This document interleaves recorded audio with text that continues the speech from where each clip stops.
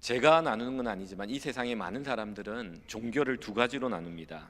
하나는 하나님께로 사람이 나아가는 종교, 인간이 신에게 나아가고자 몸부림치고 고행을 하고 수도를 하는 이것을 상향적 종교라고 합니다. 아래서 위로 올라간다는 뜻이죠. 둘째는 반대입니다. 하나님께서 신이 인간에게 내려오는 종교가 있습니다. 이것을 하향적 종교라고 부릅니다. 신이 인간에 와서 인간을 구원해 주는 종교를 의미합니다. 기독교는 상향적 종교가 아니라 하향적 종교입니다. 하나님이 사람이 되어 이 땅에 내려와 사람을 구원한 종교입니다. 물론 기독교가 저는 종교 중에 하나다라고 말하는 것은 아닙니다. 기독교는 참된 진리입니다. 다른 종교와 비교할 수 없는 진리입니다. 그러나 사람들이 그렇게 나누고 있다는 겁니다. 왜 제가 이런 이야기를 하냐면은 여기에 하나님의 사랑이 있습니다. 사랑은 멀리 있으면서 나에게 오라는 것이 아닙니다. 사랑은 기다리면서 나에게 오라는 것도 사랑이 아닙니다. 사랑은 뭐냐? 내가 그 사람에게 다가가는 겁니다. 걸어가는 겁니다. 하나님은 그래서 사랑입니다. 죄인된 인간을 사랑하시사 자기의 사랑하는 아들을 이 땅에 보내셔 죄가 없으신 그 예수님께서 이 땅에 내려오심으로 죄 있는 인간 가운데 함께 거하신 이 사건이 바로 하나님의 사랑이요 성탄입니다. 성탄의 의미가 어디 있느냐? 그것은 하나님이 사람이 되셨다는 겁니다. 그리고 하나님이 사람이 되셨을 뿐만 아니라 사람 가운데 사셨던 겁니다. 이것을 오늘 성경은 뭐라고 말하냐? 임마누엘이라고 말합니다. 우리 23절 한번 보겠습니다. 23절 임마누엘 우리 같이 한번 읽어보겠습니다. 시작.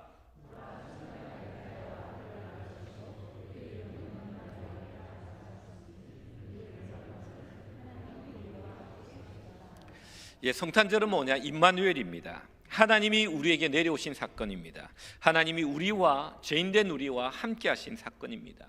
구약시대에 법궤가 있고 성전이 있습니다. 하나님께서 하늘에 계시지만 내가 너희들 가운데 있겠다고 만들라고 하신 것이 법궤고, 다윗이 이 법궤가 성막 해막에 있는 것을 안타까워하며 하나님을 위해 집을 짓겠다고 만든 것이 성전입니다. 하나님께서 그 성전에 그 법궤에 내가 있겠다고 말씀하신 거죠. 하늘에 계신 하나님이 구약에 그들 백성 가운데 내려왔던 일시적으로 임시적으로 그게 와서 그들은 하나님을 만날 수 있었습니다. 근데 오늘 성경에서 성탄은 뭐냐? 그분이 일시적으로 내려온 것이 아니라 우리와 영원히 우리 안에 내려오신 처음의 시작이 성탄이고, 성령을 통하여 우리 모든 사람들 그리스도인들은 하나님과 함께 동행하는 임마누엘의 복을 누리게 되는 것입니다. 이것이 성탄입니다.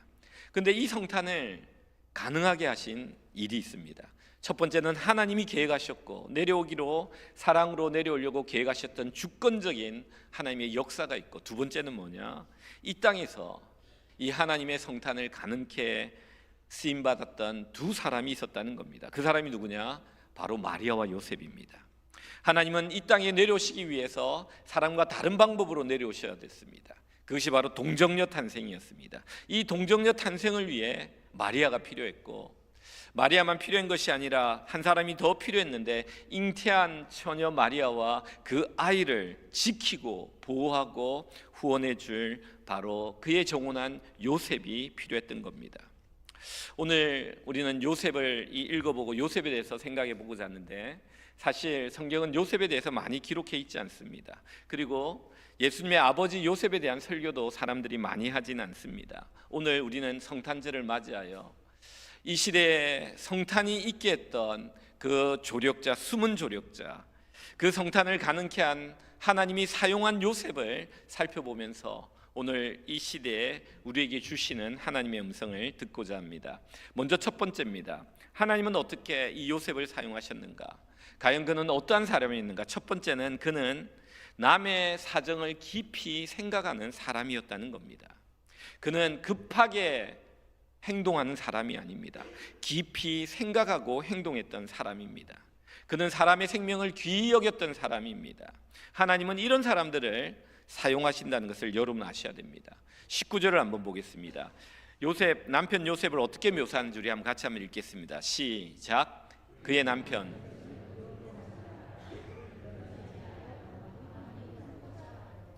오늘 성경에 보면 의로운 사람이라고 말합니다. 의롭다는 것은 뭐냐? 옳고 바르다는 뜻입니다. 근데 그 기준이 누구에게 있느냐? 하나님에게 있습니다. 하나님이 볼 때 옳고 바른 사람이 바로 요셉인데, 그의 생각하고 행동하고 말하는 것이 바로 의롭다라는 겁니다. 과연 그가 어떻게 했길래 그는 의롭다라고 성경은 말합니까? 오늘 19절에 그 힌트가 나옵니다. 그가 의로운 사람인 이유는 그를 드러내지 아니하고 가만히 끊고자 하였다라고 성경은 말합니다. 요셉은 정혼한 마리아가 잉태했다는 소식, 임신했다는 소식을 듣게 됩니다. 바로 그 순간 그가 생각하고 결심했던 내용이 드러내지 않고 가만히 끊고자 했다고 성경은 말합니다. 요셉은 마리아가 임신한 것을 알았습니다. 그리고 그 아이가 자신의 아이가 아니라는 것도 알았습니다. 만약 그가 이 아이는 나의 아이가 아니다, 어떻게 임신했느냐라고 말하는 순간 마리아는 어떻게 되느냐? 가차없이 돌에 맞아 죽게 됩니다. 그 당시 유대 종교 레위기 신명기 법에 의하면 돌에 맞아 죽게 됩니다. 그래서 요셉은 생각을 합니다. 뭐라고 생각하냐? 이런 생각을 하는 거죠. 내가 사랑하는 마리아, 나를 사랑하는 마리아, 우리가 분명히 사랑하는 사이인데 무엇인가 말할 수 없는 일, 그럴 수밖에 없는 일이 그에게 있었을 것이라 생각합니다. 그리고 한 걸음 더 나아가 그는 이런 생각을 합니다. 나 말고 다른 남자가 그에게 있다면 그것 또한 내가 할 수 있는 일이 아니고, 그렇지 않다 할지라도 그에게 무슨 일이 일어났다면 사형과 사정이 있을 것이라고 생각합니다. 그리고 그는 조용히 정혼 관계를 끊고자 합니다. 그래서 이렇게 함으로 말미암아 마리아가 자신이 아닌 다른 사람에게 가도록 그 생명을 지키고 보호해주는 결정을 마음에 생각을 합니다. 그가 만약에 이렇게 하지 않으면 내 아이가 아니다, 그가 어떻게 아이를 가졌느냐라고 말하는 순간 마리아는 부정한 여인으로 돌에 맞아 죽게 됩니다. 참으로 놀라운 모습입니다. 사건 앞에 그는 그 사람을 사랑하고 믿습니다.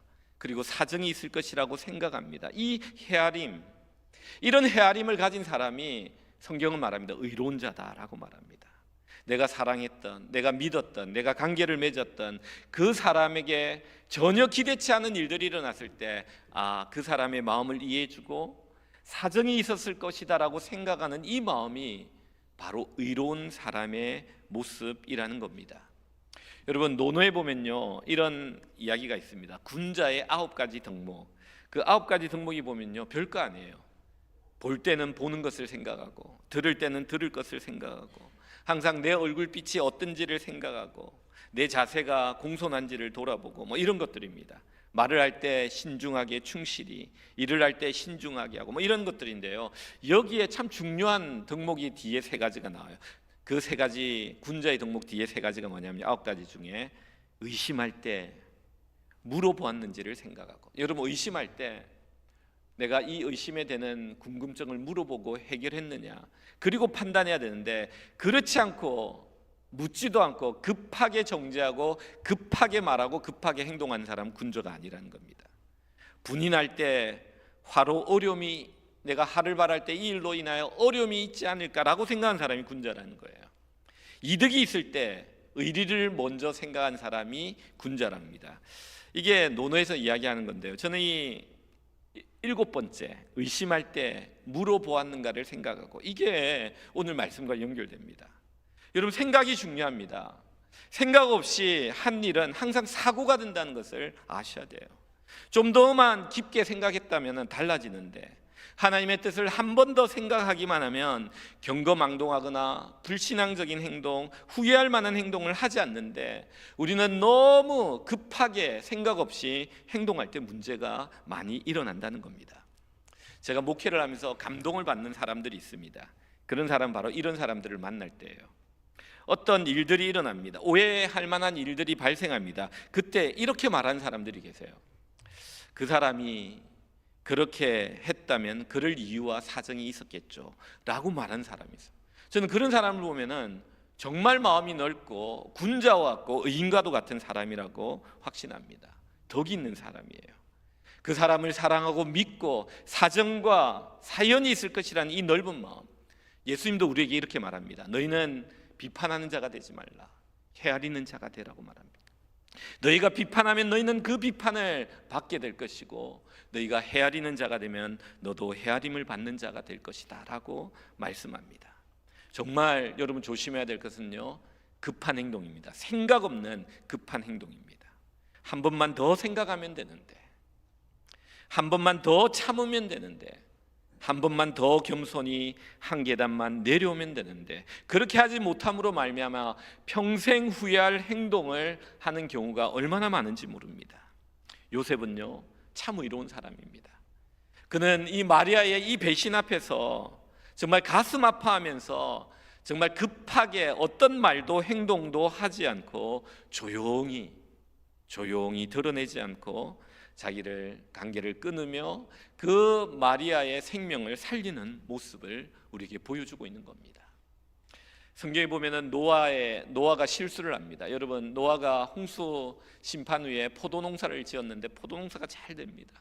포도를 따가지고 포도주를 만들어 먹고 취해가지고 아래 또리를 벗은 채로 누워 잠을 잡니다. 이 모습을 그 세 아들 중에 함이 보고 나와가지고 이야기를 합니다. 이게 뭐냐면 드러내는 영성이에요. 남의 실수와 허물을 보고 드러내는 영성이에요. 하나님은, 성경은 이것을 싫어하십니다. 그래서 이 함을 나중에 저주하십니다. 그러나 이 셈과 야벳은 그 이야기를 듣고 나서 뒷걸음질 쳐 들어갑니다. 아버지의 그 수치를 보지 않기 위해서, 그리고 옷을 가지고 뒷걸음질 쳐 들어가 그 부끄러움을, 수치를 덮어줍니다. 여러분, 그로 인하여 이 함과 달리 셈과 야벳은 축복을 받아요. 성경이 그걸 기록합니다. 여러분, 우리는 이 영성을 가져야 돼요.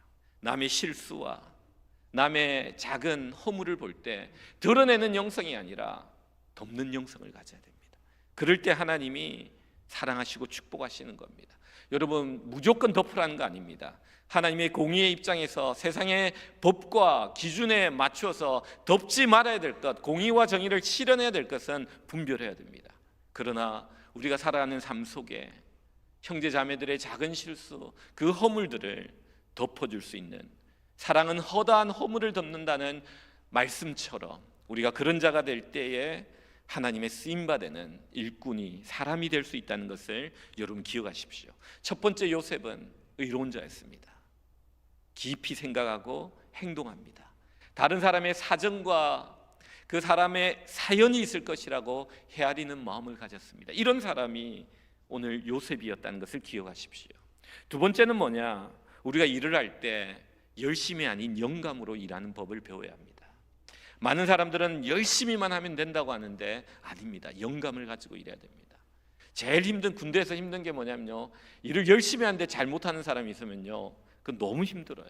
왜냐하면 뒤에 사람이 따라가면서 그걸 고쳐야 되거든요. 열심보다 더 중요한 거는, 여러분 그런 이야기를 하는데, 속도보다 더 중요한 거는 방향이라고. 여러분, 열심보다 더 중요한 건 뭐냐면요, 영감입니다. 에디슨이 이런 유명한 말을 하죠. 천재는 99%의 노력과 1%의 영감으로 만들어진다. 여러분, 이 말을 우리는 이렇게 해석합니다. 천재에게도 중요한 것은 천재성이 아니라 노력이다 라고 해석을 합니다. 게으른 천재보다 부지런한 평범한 사람이 낫다라는 말을 합니다. 이 말 틀린 말은 아닙니다. 그런데 이 에디슨이 이 말을 했을 때는 이런 의도가 아닙니다. 에디슨에게 어떤 기자가 와서 질문을 합니다. 당신이 이 전등을 만드는데 이 전등을 만든 성공의 비결이 뭡니까? 라고 했을 때 그가 이렇게 이야기한 거예요. 99%의 노력입니다. 그러나 99%의 노력만으로는 부족합니다. 그 위에 1%의 영감이 있어야 됩니다. 이것이 나의 성공의 비결입니다. 400번이나 넘게 실패하면서 많은 실패를 해왔지만 그 실패의 결과로, 자연스럽게 노력의 결과로 성공한 것이 아니라 실패하다가 어느 순간 어떤 한 영감에 의해, 생각난 아이디어, 인사이트에 의해서 일들이 이루어졌다고 그가 고백하는 겁니다. 여러분, 이걸 알아야 돼요. 우리가 인생을 살아갈 때 있잖아요, 99%의 노력, 이거 무시해서는 안 됩니다. 성실하게 열심히 땀을 흘리며 우리는 99%의 노력을 해야 됩니다. 그러나 우리가 간과하는 것 하나, 1%의 영감이에요.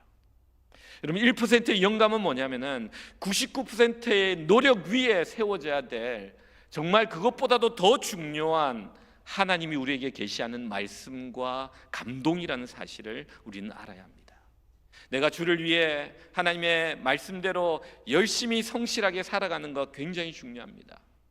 아니, 이것이 1%라고 할 때 내 힘으로 살아가는 99%와 맞먹는 게 바로 하나님 주시는 말씀과 감동에 순종하여 살아가는 이것이라는 것을 우리는 알아야 한다는 겁니다. 오늘 본문에 보면은 요셉은요, 자신의 열심과 땀과 노력과 성실만으로 살아가지 않습니다. 그는 정말 영감을 따라 살아가면서 하나님의 이 놀라운 성탄을 돕는 숨은 조력자가 됩니다. 여러분 20절을 한번 볼까요? 20절 같이 한번 읽어봅니다. 같이 한번 읽습니다. 시작.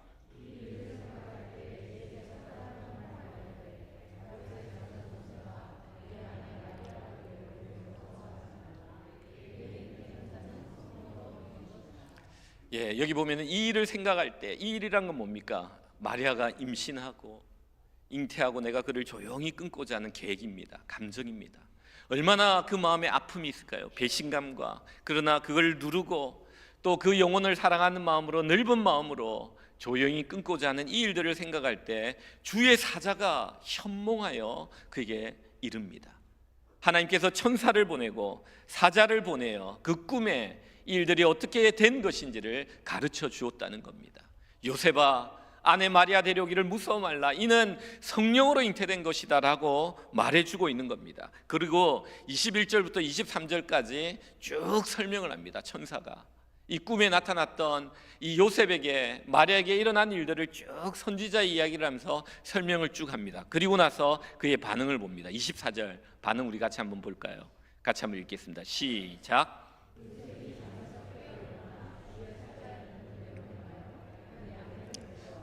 여기 보면 그는 잠에서 깨자마자 어떠한 주저함과 어떠한 망설임이 없습니다. 일어나자마자 주의 사자가 분부한 대로 그대로 행합니다. 조금도 망설임 없이. 그전과는 완전히 다른 행동입니다. 조용히 끊고자 하는 계획, 마음의 아픔과 슬픔과 배신감 이런 것들이 있지만 그 마음을 누르고 하나님의 영감의 말씀에 순종하는 모습을 보게 됩니다. 이게 중요합니다. 많은 사람들은 자신의 감정으로, 하나님의 말씀으로 자신의 감정을 누르는 것이 아니라 자신의 감정으로 하나님의 말씀을 누르는 사람들이 있어요. 분명히 하나님의 말씀이 있는데 자기 감정이 그 위에 있어 하나님의 말씀을 누르고 무시하는, 자기의 감정대로 행동하는 사람들이 있어요. 그러나 또 어떤 사람은 자기 계획대로 합니다. 아무리 하나님의 영감과 말씀과 계획이 있다 할지라도 자신의 계획을 끝까지 관철시키는 사람들이 있습니다. 그러나 오늘 성경에 보면요, 요셉은 그러지 않습니다. 하나님의 사자를 통하여 계시의 말씀, 그 영감의 말씀이 자기에게 감동으로 다가올 때 그는 자신의 계획도 내려놓고 그 말씀 앞에 자신의 감정도 내려놓고 하나님의 말씀에 순종하여 영감으로 살아가는 삶의 모습을 보게 됩니다. 우리가 읽진 않았지만 2장에 가면요, 마태복음 2장 13절에 보면 이렇게 또 천사가 현몽합니다. 헤롯이 아기를 죽이려 하니까 빨리 애굽으로 도망가라 라는 지시를 천사가 꿈에 합니다. 그러자 2장 14절에 뭐라고 말하냐면 요셉이 일어나서 밤에 아기와 그의 어머니를 데리고 애굽으로 내려갑니다. 여러분, 밤에 꿈을 꿨습니다. 꿈을 꾸고 깨어나가지고 아침에 아이와 어머니를 데리고 마리아를 데리고 간 것이 아니라 그 꿈꾼 그 밤 그 시간에 깨자마자 짐을 챙겨 아이와 어머니를 데리고 떠나는 즉각적인 순종을 보게 됩니다. 여러분, 요셉은요, 이 성경을 읽다 보면 요셉이 했던 말은 하나도 나오지 않습니다. 요셉에 대한 기록은요, 오직 순종입니다. 오직 주의 계시의 말씀에, 영감의 말씀에 순종하여 살아가는 하나님의 사람의 모습을 보여주고 있습니다. 철학자 하이데거는 이런 이야기를 합니다. 여러분, 하이데거가 인간은 사고에 두 종류의 사고를 한다고 말해요. 하나는 계산적인 사고, calculative thinking이라고 이야기해요. 이거는 굉장히 계산적이고 추리적이고 논리적이고 어떤 일을 계획하고 예상하는 사고라고 말합니다. 다른 하나의 사고인데 이거는 inspired thinking이라고 영감적인 사고를 이야기. 이 철학자가 하는 이야기예요. 그는 크리스찬도 아니에요. 근데 철학자가 뭐라고 말하냐면은 우리가 인생을 살아갈 때 계산과 경험과 지식을 뛰어넘은 순간적으로 통찰력 있는 인사이트로 머리에 떠오르는 생각이 있다는 거예요. 사람은 이 두 가지 생각을 하면서 산다는 거예요. 근데 세상에 보면요, 역사 가운데 위대한 작품들, 미술품들, 음악품들을 보면요, 이 계산적 사고로 그가 숙달된 노력과 수고에 의해서 만들어진 작품이 아니라 사람들에게 정말 놀라운 감동을 주는 이 작품, 걸작품들은요, 영감적인 사고에 그가 99%의 노력 위에 어느 순간 1%의 영감이 부어질 때 이 작품들이 만들어졌다는 겁니다. 여러분, 오늘 우리 핸델의 메시아를 들었을 때 여러분 어떤 생각을 하셨습니까? 저는 순간적으로 이 생각을, 일어나야 되나 말아야 되나 이 생각, 이런 고민을 하신 분 계실 거예요. 왜냐하면 그 유래를 아시는 분들. 근데 제가 이렇게 해석했습니다. 전곡이 아니니까 앉아있자. 중간에 편집해서 넣었으니까 앉아있자 이랬어요. 여러분, 이 핸델은요, 오랫동안 왕실의 총애를 받았던 음악가입니다. 그는 부귀와 영화를 누렸습니다. 그런데 50세에 그에게 뇌출혈이 일어납니다. 그래서 몸의 일부가 마비가 됩니다. 그래서 왕실에서 그는 물러나게 되고 그 집에서 쓸쓸하게 산책을 하며 다닙니다. 겨울 산책을 하다 교회 종탑을 보면서 자신의 신세를 한탄한 날이 있었습니다. 근데 그날 저녁에 밤늦게 소포가 하나 도착합니다. 소포를 보니까 어떤 한 사람이 작사를 쫙 해가지고 작곡을 부탁한 종이가 들어있었습니다. 그는 자신의 신세를 한탄합니다. 내가 궁궐에서 왕실의 총애를 받으며 음악가로 그렇게 이름을 떨쳤는데 지금 이런 부탁이나 받고 있냐 하며 자신의 신세를 한탄하며 그 원고를 던져놓습니다. 그리고 저녁 시간에 그 원고가 눈에 들어옵니다. 그런데 그 원고 첫 줄이 뭐라고 되어 있냐면 이런 말씀입니다. 이사야서 53장. 그는 멸시를 당하였고 버림을 받았으며 자기를 긍휼히 여길 자를 찾았지만 위로해 줄 자가 없었다. 이 말을, 이 글을 읽는 순간 예수님의 순환인데 자신의 모습과 이게 투영되면서 마음에 확 들어오는 거예요. 그래서 그 원고를 보기 시작하는데 그 다음에 눈에 확 들어왔던 말씀이 뭐냐면은 이 말씀이 들어왔대요. 그는 하나님을 믿었도다. 하나님은 그를 엄부에 내버려 두지 아니하셨도다. 그가 너에게 안식을 주시리라. 이 두 번째 말씀이 가슴에 팍 박히는 순간 갑자기 핸델의 귀에 천상의 음악의 곡이 들리기 시작하더래요. 그는 그 순간 그 영감을 받아 펜을 들고 곡을 쓰기 시작했는데 24일 만에 그 핸델의 원곡을, 메시아를 그가 완성시킵니다. 그는 원고를 적을 때는 어떨 때는 밥도 먹지 않고 마치 광인과 같이 하나님이 주시는 것을 받아 적는 것처럼 그렇게 몰두하여 핸델의 메시아를 24일 만에 완성했다고 합니다. 그는 그렇게 고백합니다. 그 노래는 자신을 회복시켰고 자신이 왕궁에서 버림받은 자리에서 천상으로 인도하는 곡이었습니다. 그리고 이 곡은 많은 사람들에게 하늘의 영광과 천상의 음악을 선물할 곡이 될 것입니다 라고 그가 고백했던 겁니다. 사랑하는 성도 여러분, 우리는 이것을 꼭 알아야 됩니다. 우리는 건강하고 바르고 균형 잡힌 이성을 가지고 상식적으로 생각하며 성실하게 열심히 살아가야 됩니다. 그러나 이것이 전부가 아니란 걸 아셔야 돼요. 이것 위에 하나가 더 필요합니다. 그것은 바로 하나님 주시는 영감을 따라 살아가는 삶입니다. 하나님의 말씀을 주실 때, 감동을 주실 때, 하나님의 그 감동된 말씀, 계시의 말씀에 순종하기 시작할 때 우리의 인생은 하나님이 원하시는 인생으로, 하나님이 만드시고자 하시는 걸작품으로 바뀌어져 간다는 사실을 알아야 합니다. 나를 통하여 하나님이 만들고자 하시는 그 작품을 우리가 하나님 주시는 감동과 영감에 순종하여 우리가 한 걸음 한 걸음 살아갈 때, 하루하루 순종하면서 내가 만나야 될 사람, 내가 해야 될 일들을 주의 영감을 따라 살아갈 때 우리는 작은 일에 수고했지만 하나님이 우리 수고와 순종을 통하여 놀라운 하늘의 역사를 나타내게 된다는 사실을 여러분 기억하셔야 됩니다. 여러분, 두 번째 꼭 기억하십시오. 여러분의 열심과 땀과 노력으로만 살지 마시기 바랍니다. 영감을 따라 사십시오. 하나님의 말씀에 순종하며 나에게 감동 주시는 그 말씀에 순종하며 살 때 여러분의 인생은 요셉과 같이 작은 수고였지만 큰 하늘나라의 성탄에 이 땅에 이루어지는 역사에 쓰임받는 숨은 놀라운 조력자가 될 것입니다. 마지막 세 번째입니다. 요셉은 자신의 행복을 드린 사람입니다. 저는 이 세 번째가 참 가슴에 많이 와닿아요. 설교 준비하면서 하나님은 그가 드린 행복을 받으시고 그에게 하늘의 행복을 선물로 허락하시는 모습을 봅니다. 요셉은 사랑하는 종혼한 여인을 하나님께 드립니다. 그 여인이 첫 아들을 잉태하도록 사랑하는 여인을 하나님께 드리는 너무나도 아름다운 헌신을 합니다. 여러분, 전도서에 보면은 이 세상이 헛되고 헛된데 헛되지 않은 것이 있는데 그것은 부부가 가정을 이루어 배우자와 자녀와 행복하게 살면서 여호와를 경외하는 것이다라고 전도서는 이야기합니다. 얼마나 많은 사람들이 이런 가정의 행복을 누리며 분복을 누리며 살아가는지 모릅니다. 그런데 오늘 이 본문에 보니까 이 아름다운 행복과 사랑을 이 요셉은 하나님께 양보를 합니다. 드립니다. 25절 한번 볼까요? 우리 25절 읽습니다. 같이 한번 읽어보겠습니다. 시작.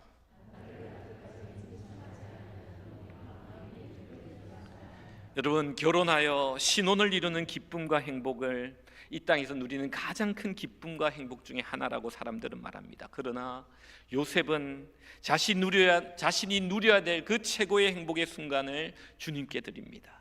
자기가 사랑하는 그 사랑하는 아내를 주님께 드립니다. 근데 오늘날 우리의 문제가 뭔지 아십니까?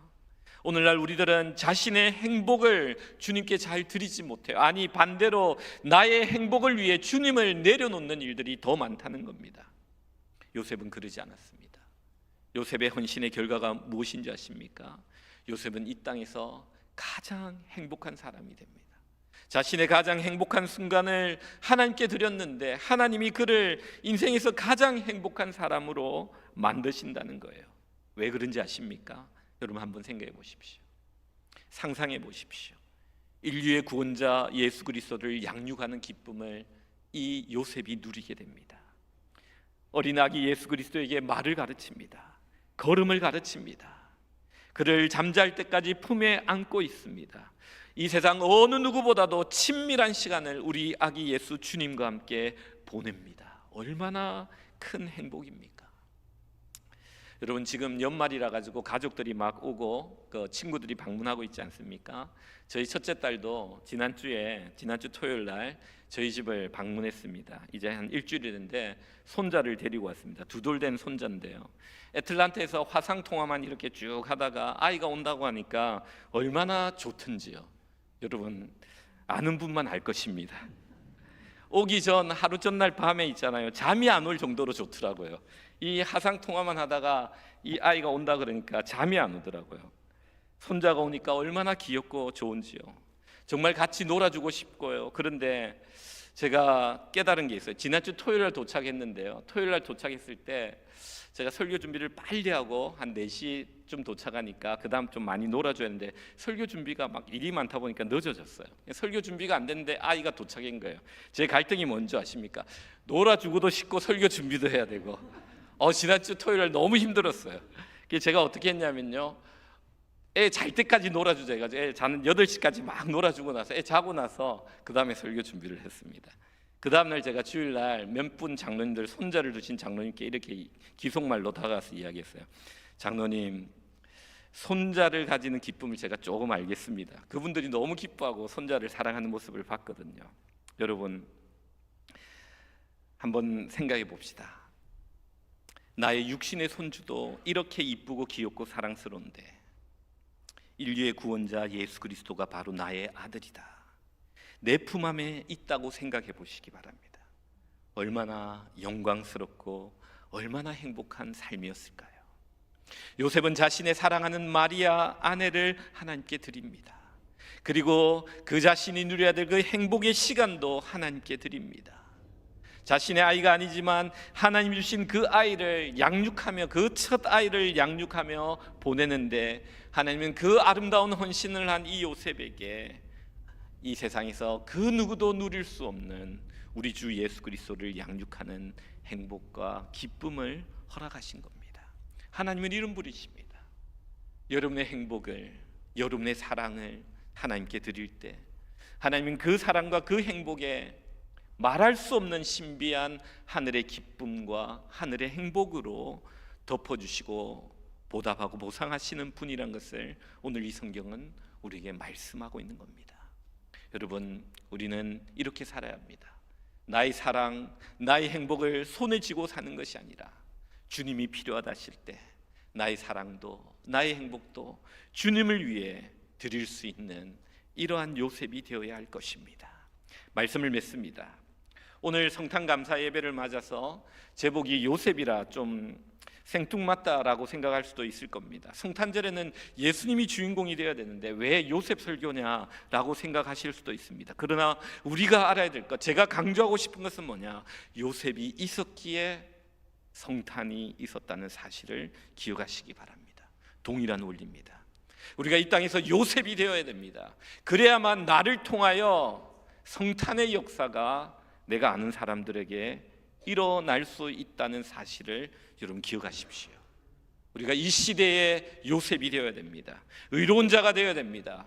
다른 사람의 사정을 깊이 생각하고 헤아리는, 생명을 기이 여기는 그러한 급히 행동하는 그런 사람이 되어서는 안 됩니다. 둘째로 우리는 열심이 아닌 영감을 따라 하나님 주시는 말씀에 순종하며 감동을 따라 살아갈 때 성탄의 역사를 이루게 됩니다. 마지막 세 번째는 자신의 사랑과 행복을 위해서 사는 것이 아니라 그것마저도 주님이 요구할 때 아낌없이 드림으로 말미암아 주님이 주시는 놀라운 하늘의 행복과 기쁨과 평화를 누리는 모든 성도님들 되시기를 주님의 이름으로 축원드립니다.